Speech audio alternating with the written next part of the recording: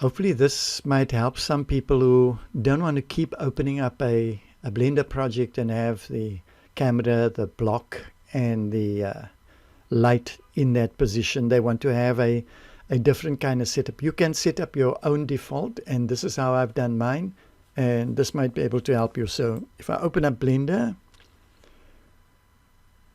when it opens for me, I have a chair in the scene, I have a HDR that lights up the scene, and I have a floor with a few kind of material properties on it. So if I click here, this is what I have. So I have a chair, I have a floor, and what I've done is in my default startup, I have the widget already active. In the normal Blender 2.8, when you start up, you have that light, the cube, and the camera that you have in the viewpoint. Okay, I'm going to just uncheck this lock camera to view, and if I move back, this is what I have. So I have a camera, a chair, and there's an HDR which you can't see now because I'm literally in the shading viewport, but I will show you what it looks like. Maybe I should just click there. So this is a render viewport for Eevee. To get into this camera, now if you drop another camera in, it won't have a solid triangle on top, it will just have an outline. This is the active camera. So to get to see through the active camera, I press 0 on the number pad, and that will give me this kind of viewport. So what I do is I set it up, camera view, everything for where I want to begin any new project. Now I don't need to have a chair in there. I can have any object, or I can have a cube or whatever. But for me, this is kind of my go-to.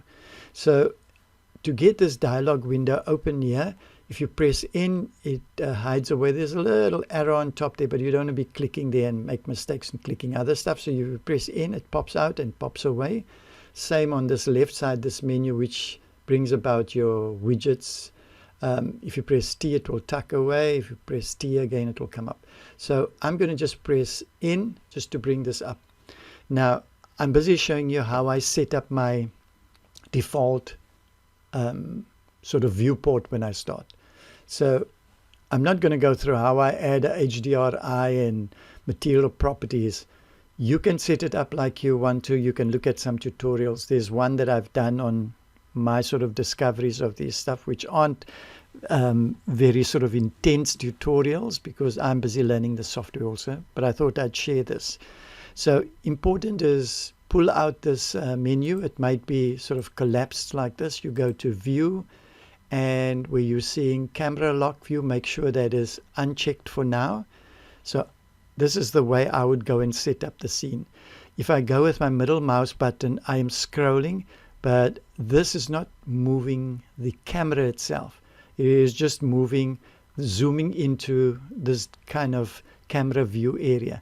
And the size of the camera here is set if you go to the areas of, I think it's in this output. Let me just check here. Yeah. So if you go and set these resolutions, you'll see the different outputs. So this little printer area is showing us what the output of the camera would be. I think this is that it? I think it's 19 by 1080. Sorry, I think this is 1080.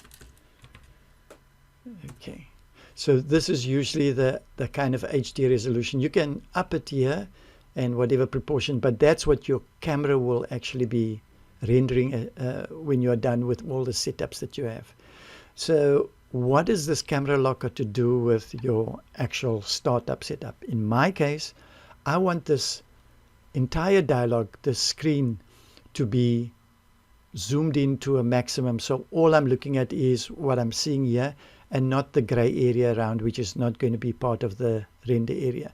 So to get this area to maximize out, make sure that the lock camera to view is not on, because I'm going to use middle mouse. So I just click through my middle mouse and I kind of get to this general default consensus. So I'm looking through the camera now, but it's filled up my whole viewport, and that's what I want. So I want that to be in the situation. Now the next thing for my setup is I want to have a view of the model that I put in there.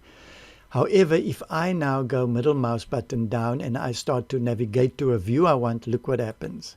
Okay, jumps out of the camera.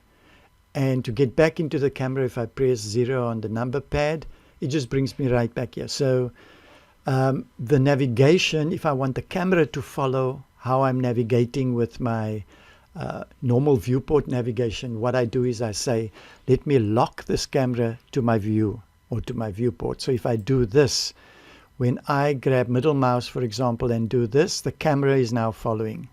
If I zoom out, the camera is zooming out. If I'm going in, the camera is zooming in. So I'm really navigating in the primary camera.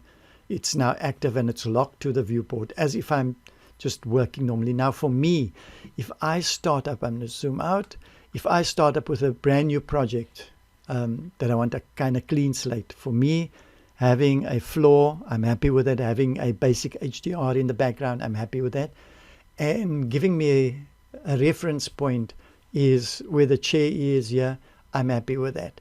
But also, I by default want, when I open up this model, I by default want my camera to be locked with a view. So that if I put something in here, say an object that I'm going to start adding to my scene, then, and I want to move the camera to a different viewport point of it, then I want it already to be locked. I don't want to be enabling this lock to camera. So I make this, enable this as part of my default. So I've done that. The other thing that I do is, in this case, if I select this area, you can see it's selecting the cushions there, but I wanted to select the entire object. So I can go press B and just draw across all of that. But when I do that, it selects my floor also, which I don't want for this setup. So I'll just go Shift and click that. So I'm there now, just disable the floor. So if I move this now, it's only this object. Okay, so I only want this object selected and I want the gizmo to be active. So you might find out that there's nothing showing here. So I'd go down to Move and I'll click that just so that the gizmo can be active. Now the gizmo is not activated to the center of this object, because if I remove this object and put in a new object, I'm going to still reference the, if you can call it, the world center. So all I did was select the object and made the move active. So now I've made the move active. I have the scene looking like I pretty much wanted to. I can disable this area, but I'm going to leave it selected, because as I open it up, the new scene, if I want to immediately remove the chair, I just press X to delete it, and it's just one button. I don't have to go and select it. And I want camera lock on. I've also added a shortcut key to remove camera lock. That's just for my own preference, which is Alt-0. If I go Alt-0 again, it will switch it on. But that is a setup you've got to do in your preferences. It's not naturally moving, enabling or disabling. It's something that I did in the preference. But in summary now, before I go and save it out, I have now come in, pressed in, popped out here, got my camera going, positioned my camera to exactly where I want to do. Okay, so if I was initially outside the camera, I'd first get 0 into the camera, lock the camera, position it to where I really want it, make the selection of this object, make the widget live, and then I'll be happy in this space. So if I save this now, it's going to save with this dialog window popped out. So I'll just collapse it, because my routine is that I know the camera is locked. If I want to unlock it after starting up, I'll open this myself. So I'm going to press in so you can tuck it away. Okay, so I know it's still locked. So say that's the view I want. So I've got this view. I've got the object selected with the widget. I've got camera locked to the view. I've got the view of the camera full screen perspective that I'm looking at. And this is where I want to start. So what I do now is I go in and I go say default and I say save startup file. Save startup. Okay, I'll shut it down. And remember, I collapsed that that pop-out dialog on the right side. Let's see if we go into a new Blender file. I haven't worked out how for it to open in the render view area immediately in this render view here on top. So it's defaulting here. There would be a way just to make that default, but it's okay for me. So if I click in here, can you see my widget is attached? This right hand side is collapsed, and there we go. Okay, so there I have it now. If I go to the render view, I pretty much have that selected. So if I press X now, I can say, okay, delete, and then going to go Shift A. Let's bring in a sphere. Okay, S to size it. Going to just G, middle mouse button to constrain it to the vertical axis. But I've got, can you see I've got the widget activated already by default because of what I've done in the setup file. Okay, this is just shortcut key to subdivide here. You can watch some other tutorials for this, but I'll go Control and say 4. You'll see the subdivision will take place, and right click and shade smooth. So we have that as a shade smooth. Remember now when I'm middle mouse and I'm navigating, zooming and everything, I am actually moving the main camera. The main camera is locked in.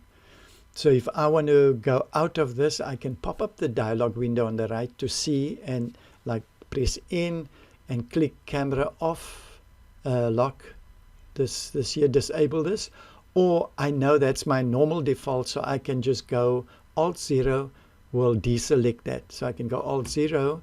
Now if I move, you're going to see me pop out of the camera. Can you see there I've popped out of the camera? Because I've disabled that lock in. So now I'm going to go 0 into the camera again. Now here I must find a way in which I can know that I'm locked in or not locked in without popping this dialog out. I'll research that. But for now I'm going to have to kind of pop it out and see, okay, I haven't locked it now because I want to do some additional kind of repositioning. So I can click there, or I can go Alt-0 again, which is my personal setup that I've done. Yeah, and I'll go in. So now I'm going to re-navigate around, and there we're happy. So if I'm happy with that, and that's going to be my camera view, then from this case I know I'm going to just go Alt-0, and any movement now I'm going outside the camera, and then I can carry on moving with modeling, but I'll know where my camera is. I'm going to bring in a default scene again, drop a ball in, and I think just the last little nugget I want to give you is depth of field. I just want to show you there's different ways of doing it where you create a null and the thing tracks and all that. I just want to show you the basic one that helps me to set up a single render, a still render. So I'm going to go new again, general, discard these changes. I'll come back in with a chair. The reason why I can go to the render view is because we're using Eevee. This is so brilliant. So I'm Eevee, I'm locked into camera. So let me log out. Scroll out. Gonna go Control A, no Shift A, sorry. And then I'm gonna go to a UV sphere. What is so nice now, anything I bring in has got the widgets attached to it. So press S and just move. And then I'm going to maybe make that a little bit bigger. And then I'm going to use a shortcut key, which is Control and one of the numbers on top, which is the number of subdivisions, I think it is. So I'm going to go Control 4. If you look closer here, let me just move here. Control 4, you're going to see these polygons, these squares disappear or become less because I'm subdividing. Control S, you see that, and usually you'll right click and say shader smooth or shade smooth. So now all this time I'm moving the camera. I'm not navigating as per the normal default would be. Okay, once I'm happy with doing my basic setups, then I'll shift outside the camera. So I'm going to just move that here, and I'm on this object. I'm going to go to materials. I'm jumping and not explaining all this about materials and everything. You've got to kind of be slightly familiar with some of the navigations and things. But I just need to add a color onto this. Let's add that color, and I want to reduce the roughness, make it a little bit shiny. Okay, so I'm still in my camera mode, but I want to position it now. Say this is a render that I want to create. So this is the view. Okay. So here now, I know that I'm still in camera lock to view. So to get out of it at this point, I'll go Alt 0, and I'm now out of it. Okay, nothing shows me, nothing indicates to me, but the only way to check it out is to press N and to look at it again. And you can see there that it has disabled. If you don't have that shortcut key, you've got to just press N and disable it manually here. Okay, so this is the point of my last reference, was about the depth of field. Now there's a lot of parameters around it, but depth of field is as it relates to the camera usually. I am still looking through the camera. Okay, so if I move now, I'm going to be out of the camera because it's not locked, you know that, but if I press 0, I'll come back there again. So I can still keep it locked while I'm busy doing this particular edit, which is my choice, because I might want to create the depth of field and then move the camera a little bit. So what I would suggest we do is go back in, so in, and I'm going to press Alt 0. Okay, I'm pressing it again to disable, or you can come and just click there, and I'm going to press in again just to, let's just see, in to hide that window again. So this is my camera view. How do we create depth of field? Let's go onto our camera and let's find where our camera is. Are we there? Okay, this is the camera, and we've got to enable on the camera the ability to engage depth of field. For those who don't know, what is brilliant about using depth of field, it's using real world photography terminologies and photography concepts. The human eye will, no matter what it looks at, it usually focuses on one area, and anything towards the back of that area or towards the front of the area usually goes out of focus. That's just how normal photography works, how the normal human eye works. So the area that's in focus, that's the field of focus. They usually refer to it as the depth of field, but it's the depth of the area that's in focus from where you're starting. So if you're looking at this point on the sphere here, if you've got a deep area, if they've got a deep depth of field, then it means there's a lot of area behind that is in focus and towards the front of it. If it's a narrow depth of field, then from this point, if we're looking at this point, even towards the back of this ball will start going out of focus, and anything towards the front will go out of focus. So that's photography terms. So how do we get that ability here? If we go and we've enabled depth of field, okay, if we pop this window down, I'm going to just collapse that. Here we've got some features that are happening here. Now, if we're working in the Eevee renderer, we'll go up to the renderer. We must just make sure that we have, I see, I think is it with Eevee renderer or with cycles? I think with cycles you've got to enable it, but with Eevee it seems to be enabled. I don't know too much of what the kind of setting is here with the pixels, but it's by default in 2.8 it seems to be enabled there. So if we go to the camera, we go to our camera, we make sure that we have depth of field enabled. Now this will be the two things that are actually these three things here I want to just speak to quickly. So the focus distance, I'm not going to explain that, but you'll see the effect that if I drop that down to 1 meter, it's with reference to distances that we have currently in your design. So if you drop it to 1 meter, you'll see it's going totally out of focus. Okay, so with that particular setting, if we focus on one of these objects, this kind of defocus area will be what will blur the other object out. Okay, so I'm going to just click off this here so I can close that. So we have that as a meter at a meter. The next thing we've got to be checking on is which object we're going to focus on. Now, if you click towards the left of this eyedropper, you'll see a few objects in the scene. There's our sphere, our plane, our light, and everything. But I'm going to click at the bottom here. But I prefer using the eyedropper tool. So if I click there, if I click left mouse button here now, it's going to determine that this area is in focus, and then we'll use this focus distance, and the f-stop and everything to do the calculation. So I'm not going to get technical into any further things, just experiment with it and see the power. So if I want to look at this object here in the foreground, most likely it will be blurred towards the background based on the f-stop. So the smaller the number, if it goes to 1.8, 1.2, the area that will be in focus is much smaller. So if people do portrait photography, they'll use a small f-stop.